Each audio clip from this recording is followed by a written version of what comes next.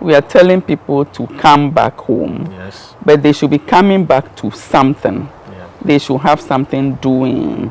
Whilst the government is talking about people coming home, or organizations and individuals encouraging people to come home and settle, we should also be thinking of how to improve the flaws in the system so people can come in and transition without too much hassle.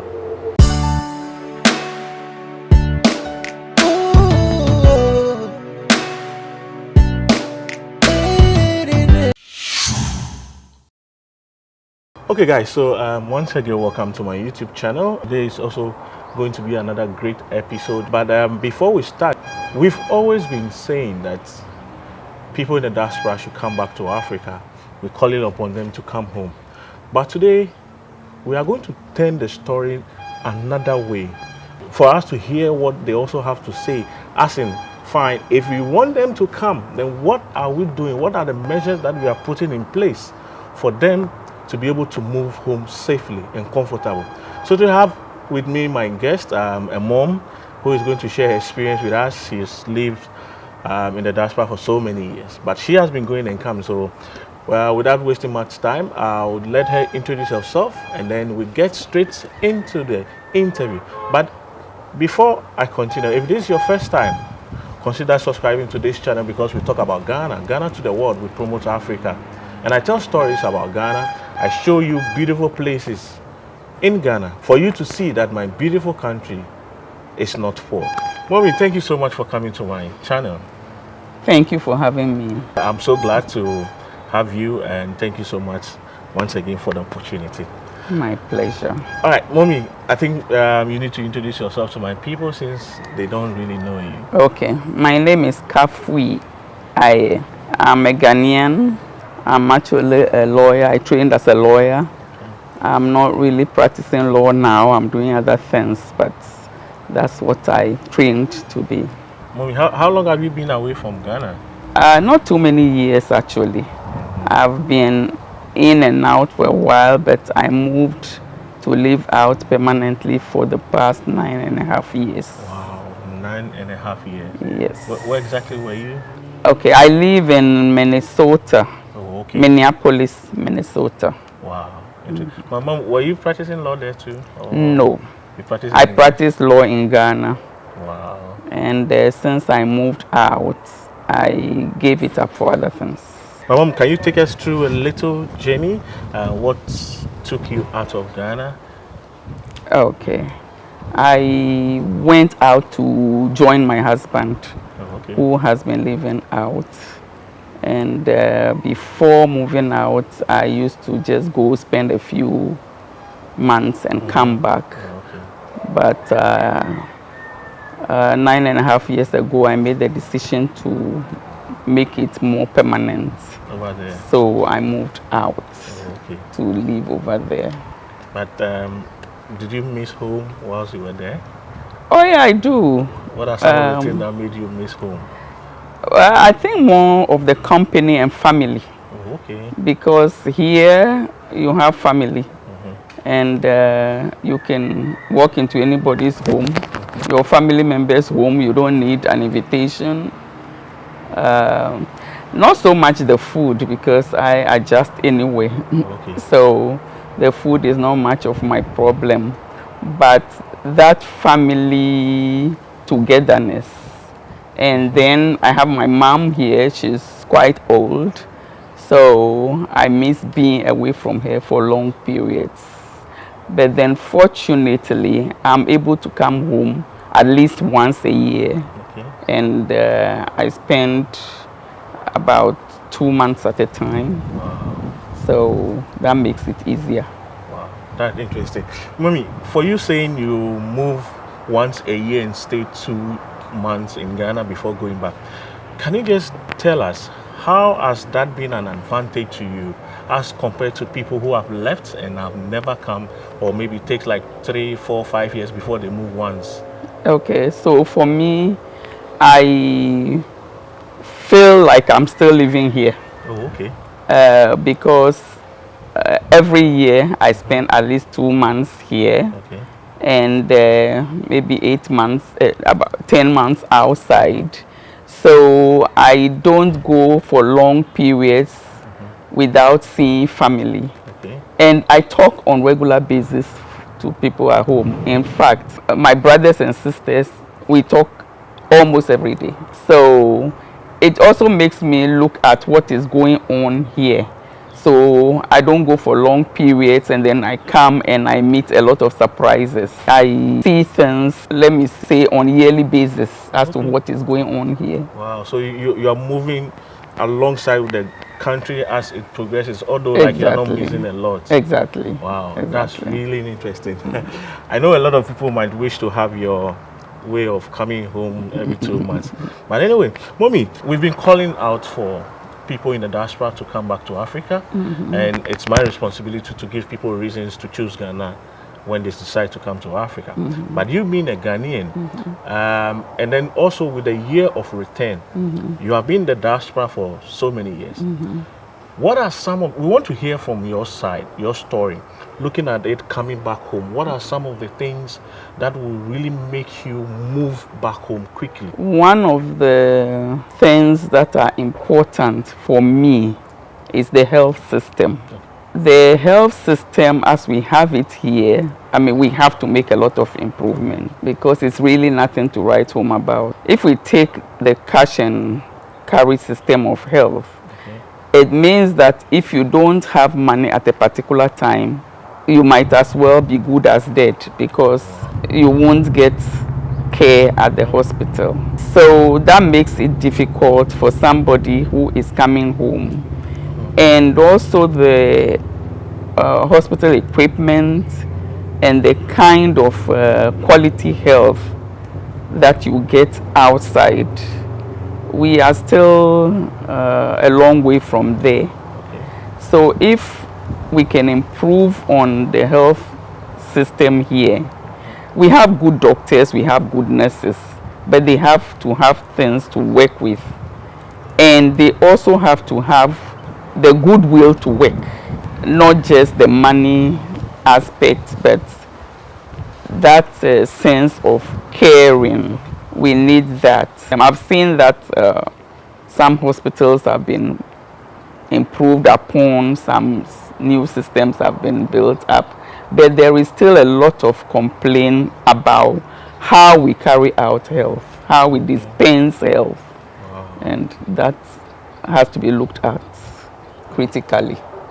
Okay, Mom, aside the hospital, the health sector, what are some of the things that you think, if being improved upon, will make a lot of people come home? Okay.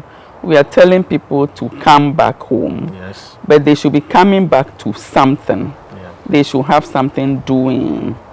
I've heard people complain about the land issue, and I am very well aware of the land issue. Selling land to multiple clients, or the family disputes about land.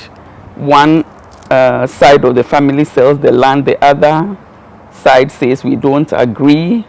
So that becomes a big dispute, and the person who buys the land is at the center of it. So if we can look at that carefully, be it family land or stool land, that would also help. And then our whole system, there are a whole lot of things. You need to do something at the ministries or whatever. You have to keep on chasing that one thing for several months. Something that can take you a day or two will take you forever. Our court system is another one. There's so much delay in the justice system.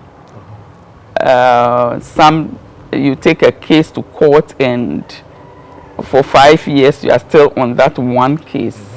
You know, so it halts everything else that you should be doing.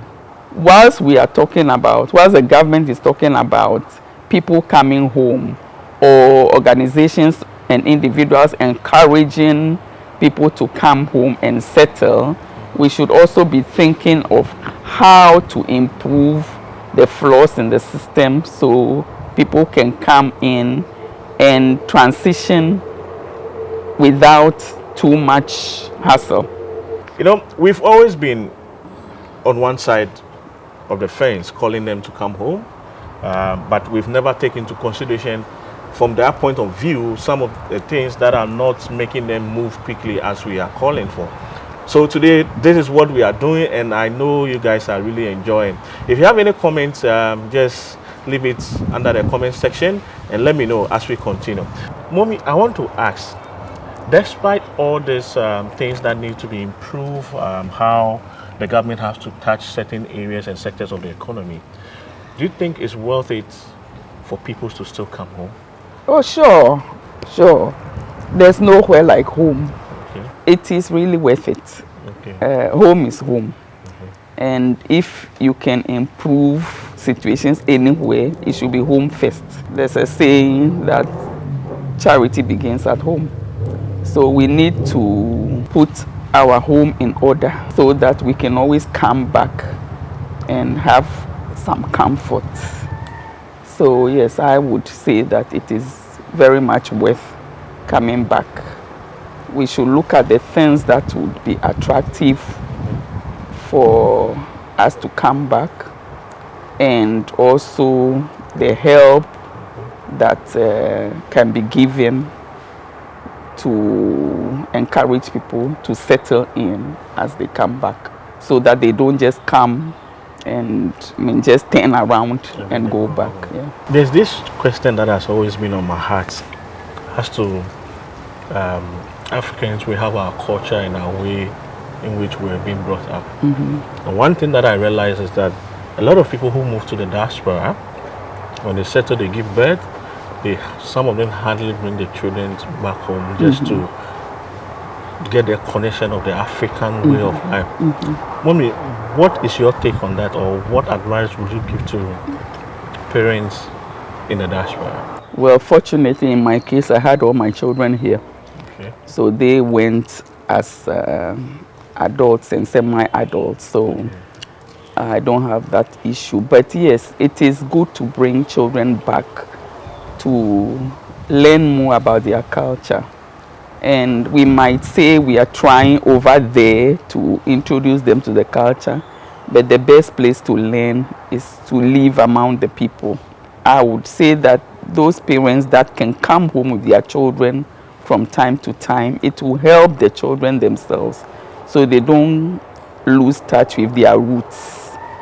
They might be born in Europe, in the US, and other places, so they might call those places home, but they still have what I'll call the original home in them. So it will be good for them to know about that. And also, diversity is very good for the human being and the human society. So if they know what goes on in Africa or Ghana or wherever they come from on the continent of Africa, it would enhance their outlook. It will give them a better chance at most things. Yeah, the understanding of the world itself would be enhanced. Yes. And one other thing that I advocate for is teaching our children their mother tongue. Exactly. English and other languages can be spoken or learned any other time. But when you teach your children their mother tongue, it also helps them. It helps them in a lot of ways. It helps in they understanding other languages better, actually. Yeah. Especially those that are born. And this issue is not just for those who live outside, because I have realized that even in Ghana, people don't teach their children their own languages.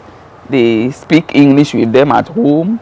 The children go to school, they speak English. They go to meet their friends, they speak English. So when do they learn their own mother tongue? So for me, it's better if you teach your children whilst they are just growing their mother tongue. If possible, teach them how to even read in it, read and write in it. The others, they will learn and they will grasp quickly. And speaking the mother tongue, even Ayeh, helps children to do better in other languages. So that's what I think. I love this topic. Gone are the days when we used to be in school, you speak the local dialect, they will say you are speaking vernacular. And teacher will ask the class prefect to write names of talkative exactly. and those who, and you have to pay the punishment. So I think that is one of the things that we did, that really didn't help a lot of us. Thank you so much. Okay, guys, so we are about to wrap up. I know you are enjoying the conversation, but mommy, please, your final, let me say, your advice to people coming back home. What advice will you give to them? How should they move? Should they come quickly, or is there any message for them? Because I have a lot of people who are in the diaspora watching now. Okay, I would say think about it carefully, plan it. Don't rush. Don't just wake up one day and rush and say I'm coming back home. If you plan it carefully and you set goals, you give yourself time and what you want to do within that time limit, you wouldn't be so disappointed that you will rush back. So whilst you're trying to come, plan it, give yourself timelines, come and visit first. Come and visit a few times, map out what you want to do whilst you are here. So when you finally come, you have some motivation, you have a goal. So you work towards that goal. Wow, thank you so much. So guys, you've heard it all. Try visiting and then see one or two things, move back, plan well, and come. Thank you so much for staying tuned to watch this interesting episode. Okay, so guys, just comment and let me know what you think about this video. And I think we'll wrap it up. I know you are enjoying it, but don't worry. I'll still bring her once again to my channel, and she has a lot of things to address, and we'll see from there. But mommy, is there anything on your heart that you would like to pour out to people watching us? Yes, I'll say that in these times that we are in, everybody needs to be careful, be cautious, take your health seriously, take all the precautions that you have to take, and live life to the fullest. Thank you. Live life to the fullest. Thank you so much. My name is Ayeh aka Ganyubi, and we had our mommy who just granted us a beautiful and interesting interview. Okay guys, so the news that I have for you, you know, you've been watching me for some time. A lot of people out there who are willing to support and push this channel so that we can bring you a lot of content. It took me some time to do this, but finally I have my PayPal and also my Patreon account, which I'll leave the link in the description box below. If you want to support us, if you want to push us so that we can bring you more content for you to watch, you are welcome to become part of the family. Thank you so much. Until then, I see you on my next episode. My name is Ayeh aka Ganyubi. Hola. Wow. Peace out.